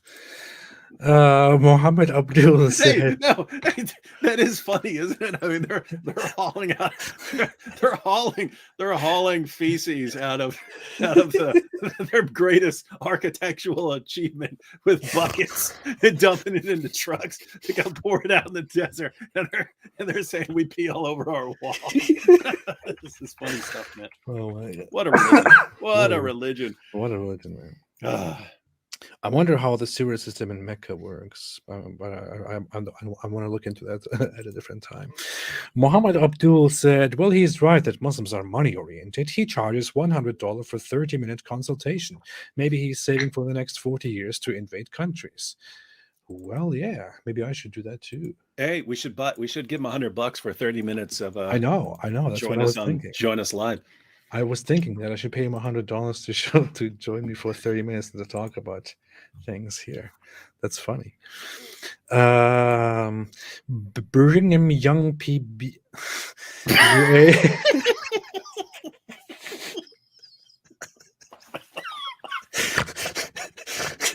Oh boy. Peace be upon him, said, "Hey AP, be sure to ask MP if she be sure to ask Michaela Peterson if she watched Mojab with her father and what she thinks of the personality change." That's a good thing to ask. I already announced Michaela Peterson said that she's very willing to have a conversation here on this channel, so we are currently making the arrangements, and we will have a conversation as soon as possible. Should be very nice. I just don't want to talk too much about Jordan Peterson. I want to talk more about her, but whatever. Hold on. Why is she going to interview someone like you who's mean towards Islam instead of just interviewing someone like Muhammad Hijab again, and and he can talk about all the golden showers and the rape threats against people's wives? Why would she talk to you when she could be talking to our hero? She just needs to learn. Isn't that the reaction you're saying? Yes. I saw that. I saw that. It's like, alhamdulillah. She interviewed Brother Hijab, who threatens people with rape and tells people to commit suicide and all this stuff, but she's going to talk to him. She's going to talk to the apostate prophet who's mean in his criticisms. They said, will she really share a platform with somebody who ripped up the Quran? How dare she do that? She should think this through again. And by the way, do you notice they always leave out the reason? It's always leaving out the reason. Like you just decide to rip up the Quran. David Wood ate the Quran. What was that for? The reason they leave out the reasons is because if you give people the reasons, they all agree. People agree with you. Everyone who's not their followers agrees with you. And I know because I've been sitting down with like Christian pastors and stuff like that, and they you ate the Quran? What? And I go, oh yeah, here's why. He was saying he's going to launch a campaign of threats of torture and abuse towards women, and he was encouraging his hundreds of thousands of followers to all do the same. And I knew from the Muslim sources that I could actually make him stop. I've had that trump card in my pocket for years. If someone's ever about to do something really extreme, I could just make them stop. I will eat your Quran if you do this. And then they did it, ate the Quran. They instantly stopped. All that noise stopped instantly. And when you break it down, even I'm sitting there again talking to Christian pastors who were horrified at the idea of being so offensive. They go, "Oh yeah, you had to do that then," and they take it for granted. So that's why they have to leave out the reasons. If it's, "Hey, you're protesting," all these people saying, "Yes, it's wonderful if you're killed because you left this religion," and you're saying, "Hey, what's more valuable, this book or my life? I don't believe in this book, so obviously a human life is more valuable." They leave it out. They leave all of that stuff out and just, hey, these guys they're not only peeing on the walls and running around fornicating, and driving through the streets drunk. They're also ripping up the Quran and eating the Quran. You see what these unbelievers do? This is why we have to subjugate them. And it's good for them if we Yeah. bring them to Al-Islam in chains. Yes, yes. And then we enslave them, and then we can free them. Part We of our can free them. religion. This is a part of our religion. There's a reason to it, yeah. Yeah. There's a reason why I rip up the Quran, because people like you, little weaklings, yeah, who attack our Leave their family religion. members. Leave their religion. Leave their religion. Wait a minute. Somebody said, "Oh, this is." I'm sorry. I feel compelled to do this right now. The Squid Saw said, "AP, if you don't show this comment, you're an ultra crepidarian." I had to do this. I'm sorry. I felt forced. So Fatty Ibrahim said, "Will you both be at Bart Ehrman and Mike's debate? Also, God bless you both and your families. I will be watching. We'll be watching. I'll be watching live, and I'm proud of that. Yeah. Our plan is to watch it and then go live on your channel later to discuss it. Yes, that's what we're going to do. So yes, we'll be watching, and we'll have a We'll discussion be afterwards. We'll be watching. We'll be watching. We'll be watching. We'll be watching. Dublin Holmes said, in January 1990, the mosques in Kashmir played Islamic message, convert, leave or die. We want Kashmir without Hindu men and with Hindu girls and women. 500,000 Hindus exodus from Kashmir, the Kashmir Files, is what he said, is what Dublin Holmes said. I haven't watched it. I have. In all honesty, I'm not really intending to watch it. I'm not really. You should. I'm keen gonna make on a. that. I'm gonna make a review called "A Christian Reviews the Kashmir Files." You should make a video called "An Atheist Reviews the Kashmir Files." Here's the thing. I checked a few things. Like I saw parts of it, and I checked a few things because they stuck out so much. Some certain details, like numbers, and that's an issue. But there is an evidence that there's evidence that there are some great discrepancies and some big misinformation in the film. There are like they said, it was 4,000 pundits who had to flee and so on. And I've seen estimates ranging from a few hundred to several hundred to 1,300 and so on. So you do get, but that's the sort of thing. That's the sort of thing that I'll probably point out in a review. And so, but I mean, I'll say this: it was a well-made movie. I didn't have. I mean, I'm thinking, Slumdog Millionaire was a phenomenally made movie and so on. But I've seen some really poorly made Indian films. I've seen plenty of poorly made, American and European films and so on. But I was thinking it was not going to be a well-made movie, but it was a very well-made movie. But yeah, I actually watched Slumdog Millionaire in a movie theater. I don't know why I did that, but I actually did that, and I thought it was a well-made movie. But yeah, this whole Kashmir Files. I don't know if it's like I might have a look, but I don't think I will bring that here on this channel because this is just these topics, the regional issue of the Indian subcontinent is not something that I want to talk about any further. I just think it invites a lot of stuff that I don't think this channel is for, and that I don't personally want to concern myself with. I think it's made for other people. So, just to be clear, you have jihadis violently oppressing a certain population, and then a movie about it, and then both sides are enraged. You're talking $1 billion on one side and 1.6 billion on the other, a massive chunk of the world's population. And you could say, "Let me give you my perspective," and you're saying that's not your stuff. I just think there's so much misinformation and so much stuff going on. Whatever reaction I would give to it would be misguided and out of touch. Yeah, that's just my own esteem, I didn't want to review it without looking some of the stuff up, and it's basically they've combined various things that did happen, right? And they combine them like they're all part of one narrative. And so you have the convert, leave or die and so on. And then, people being forced out and so on. And then you have like a massacre at a camp, but that was from like a completely different scenario. Like they make it look like it happened like right after, within like a year, when in reality it was like, I think like 13 or 14 years later, something like that. And then they combine it to where a woman gets cut in half there, when that was also a different incident, and so on. So they're basically cramming in a bunch of stuff that has happened, that's all connected to the story.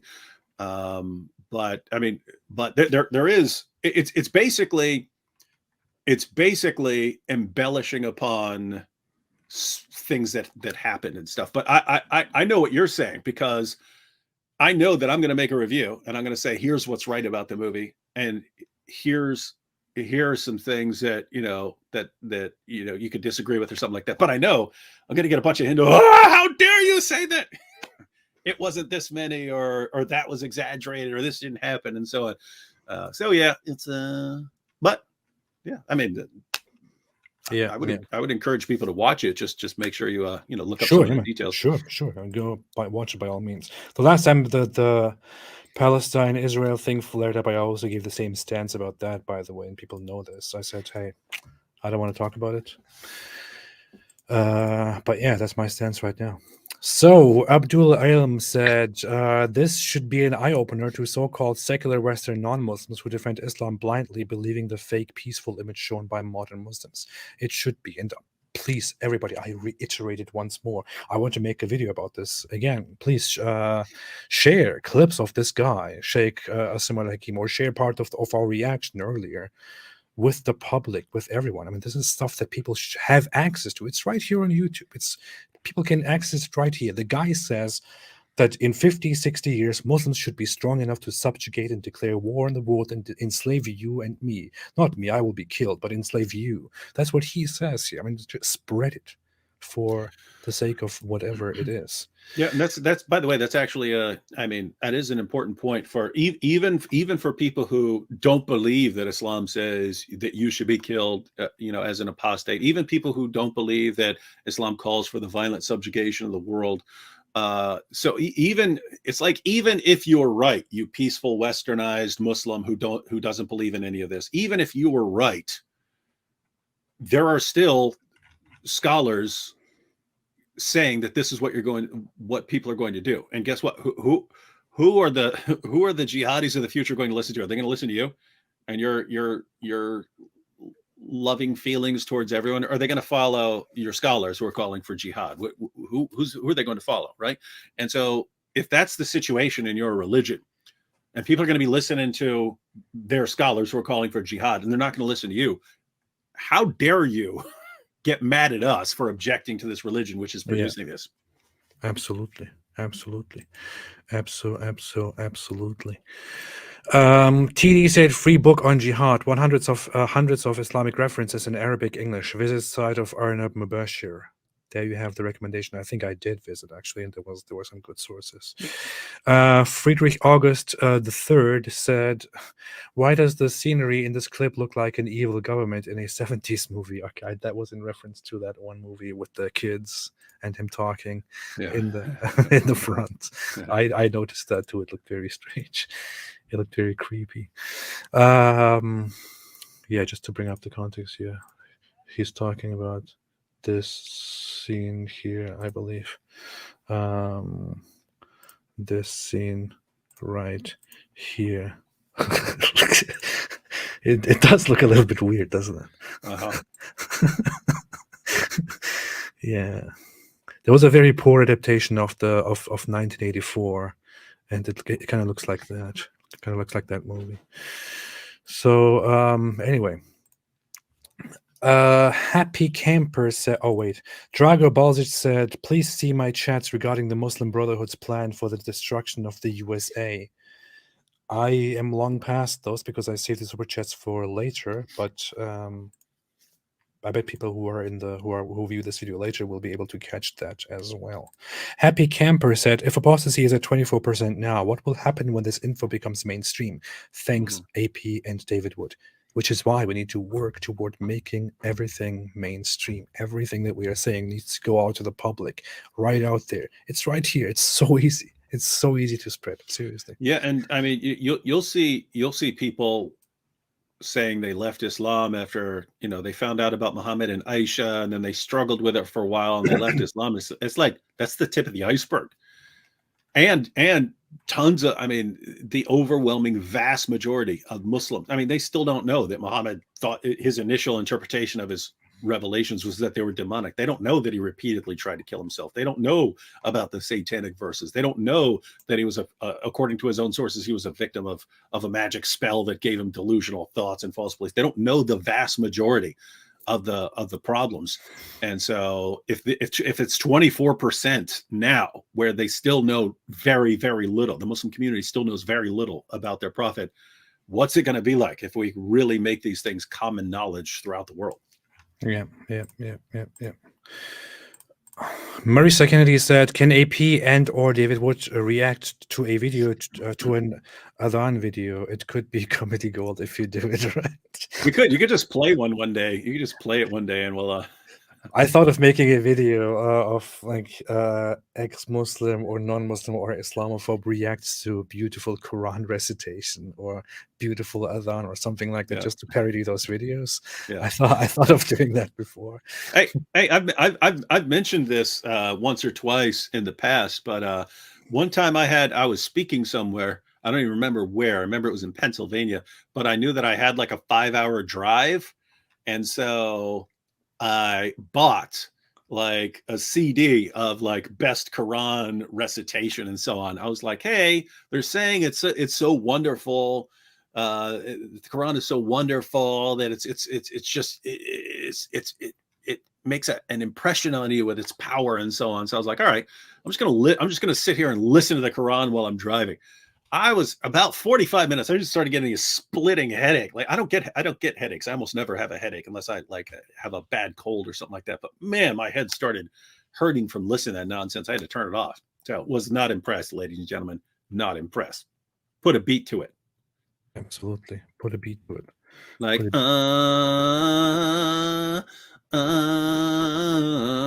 what I mean?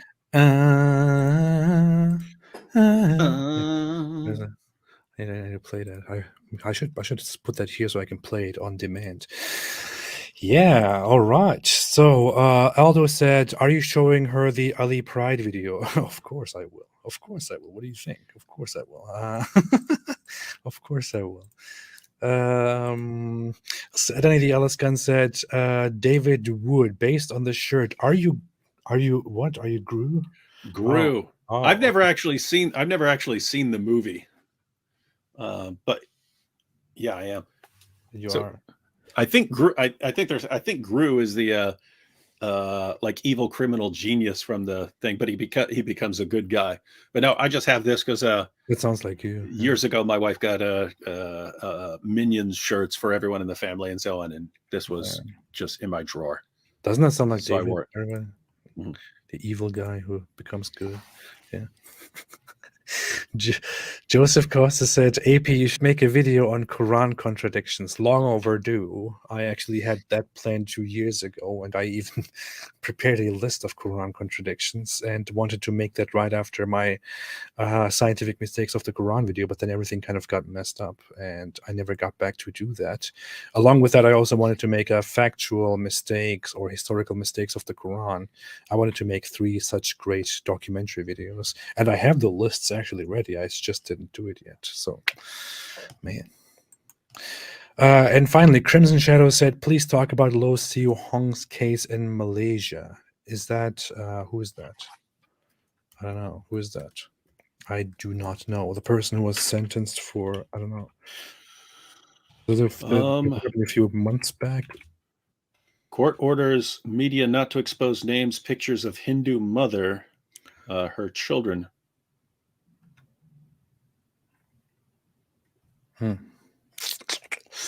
I do not know. I need to look into that. I don't know anything about the case. That's all I can say at the moment. Yeah. So that's all I can say about that at the moment. All right, boys. I'm sorry for saying boys. I know that there are not only boys here. Yeah. Dean Dunn said anarcho-republican. Bobby said Andreas Valdez. Ayush said, Ridwan, I know you won't ignore it. I have no idea what you're referring to, but yes, I will not ignore it. Rude Reptile said somebody, where is Palestine in Google Maps? Said it is Skenderov. Alhamdulillah, AP saying the Quran is deceived by Allah, said Yahweh M. Kadesh. Algerian INFP said ha ha ha ha ha ha. Aldo said LMAO. Super chat made by Selster68 didn't say anything, just made a super chat. I appreciate it very much. Thank you so much. You are helping us keep up this channel, keep this channel up, and continue our work toward a better future. Thank you so much. We appreciate your contribution. You help us continue peeing on all the walls. Without you, we wouldn't be able to pee on all the walls. Without you, we wouldn't be able to fornicate in the streets. Without you, I couldn't afford the whiskey that I drank to drive down the street and kill people. Yes. Gotta love these guys, man. Jensen said, you both could, Jensen, however you pronounce it in your language, wherever you are, said you both should do a Quran chapter by chapter critique of 30 minutes in context of Hadith, 114 chapters. You mean all of them in 30 minutes or 30 minutes for each chapter? I don't know, that sounds very complicated. But that's a good idea. I've always wanted to do that. I've always wanted to do a lot of things. I'm also coming up with a country song. I'm going to lay this out, but it's going to be like driving down the streets. No, driving around fornicating in the streets. Something like that. Gotta get home so I can pee on the walls. Yeah. Driving on the street, fornicating. Peeing Rolling on the walls. down the street, something like that. fornicating. Gotta go pee on the wall. Yeah. With this on here. With the, You do that. That's some YouTube gold right there. yeah. Driving through the street and fornicating, peeing on the walls and something else. I don't know. I have to work on that. Yeah. All right. What do you say, David? Are you a Chad yet? Yep. Have you Trying to become a be. Chad yet? Yep, trying to be Chad, trying to stop peeing on the walls and be a Chad. Mohammed Abdul made a super chat and said, if you write Zakir Naik maturation, there's a 6-minute video about it. You should make a video about it because apparently Islam doesn't consider it haram. I bet you are referring to masturbation here. Is that what we're talking about? If not, please It's forgive either me. that or talking about the age of maturation. When is a girl mature? So yeah, I don't know. Oh, yeah, maybe. I don't know. But with that said, I would like to say goodbye to everybody, and we will be back. We will be back. We will be back. We will be back with more. We will talk about more of these things. We'll talk about more of these people. Prophet, please, can you recite chapter 5, verse 51, please? You mean recite as in recited, literally, as in sing? 551 is the one that says, don't be friends with Jews and Christians. Don't take the Jews and Christians as friends. They are friends of each other. Oh, yeah. It says, "O you who have believed, do not take the Jews and Christians as allies. They are in fact allies of one another. And whoever is an ally to them among you, then Ally. indeed he is one of them." Friends, yeah. Indeed, Allah guides not the wrongdoing people. This is funny. I learned this as a child as well. So I was not supposed to be friends. And we took that literally as it is. We didn't, my parents and my community didn't bend this. They literally said, the Quran tells us that we are not supposed to be friends. They're disbelievers, and that's what we were following. And you know what? It's however you want to translate that, because awliya is the word, and it basically incorporates a bunch of different anyone you're having some sort of close relationship with, whether it's a friend or they'll translate it as allies, they'll translate it as protectors or protective friends. But notice whatever you want to do with that.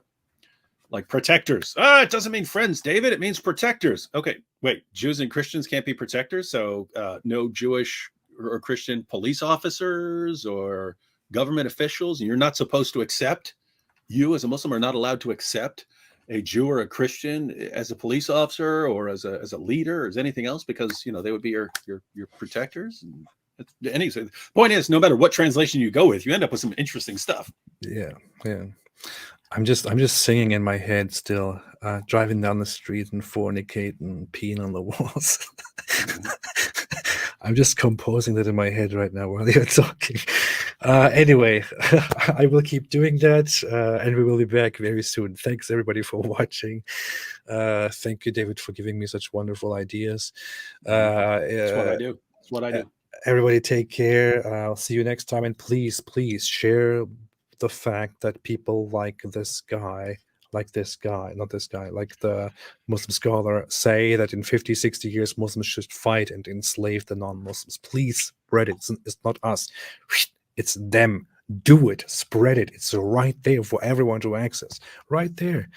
Thanks everybody for watching. We will be back very, very soon. Don't forget to like this stream and share it with your extended relatives and your cousins and grandchildren and grandparents.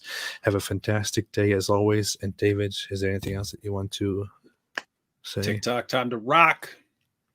That's wrong. It's stay away from Islam. No, that too.